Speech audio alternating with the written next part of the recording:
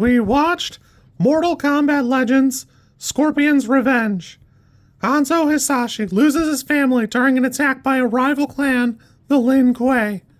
He is given the chance to compete in an interdimensional tournament to save his loved ones, while other fighters try to save the Earth realm from annihilation.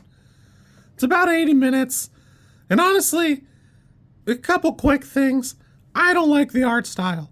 I've talked about in other videos how I wasn't a Mortal Kombat person. Maybe that's part of it.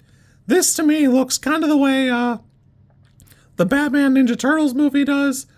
I'm assuming there's like a sub-part of the studio the Warner Brothers animation does, where that's their art style. If you like it, I'm happy for you. It's just not for me. I don't care for it. And, it is what it is. I do think it's pretty competently animated. It's pretty smooth. There's only a handful of times that I was like, oh, okay, whatever. That's not, it's not my favorite thing. But for the most part, I thought it looked pretty good. Overall, I think it does a decent job. It's got some good visuals. It's got some bits that are, pretty much what I think the games are from for me, my limited experience, admittedly. But, overall, it's pretty fun.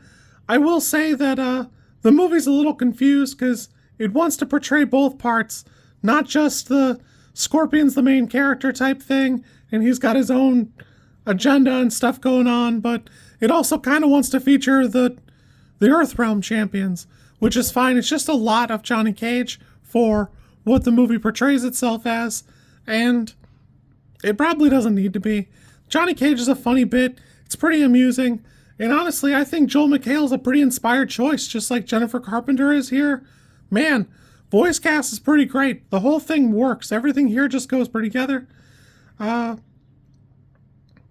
don't know. It seems like buffoonery for villains, but I think that's pretty much on brand. Overall, I thought this was probably a 6. It's pretty decently animated. Oops. It's pretty decently animated. Again, I don't really like the art style. I think most of the character designs are pretty much on point. Again, art style. But the one that really sticks out to me is Kitana looks terrible. I see what they're getting at. I see what they're going for. But it just doesn't work. What's more baffling is I looked, and in the next movie, she's wearing the same fit.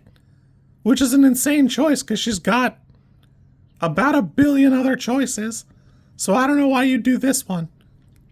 In fact, she's got animated fits from like a TV show in the 90s. It's fine, serviceable. I mean, it's not like the best thing in the world, but I don't know. I thought that was kind of weird. This movie for me is probably a 6. It's a little uneven, but for what it is, I think it does a pretty decent job. You get a pretty good look at a handful of the characters, and you kind of get their vibe, but, it is what it is.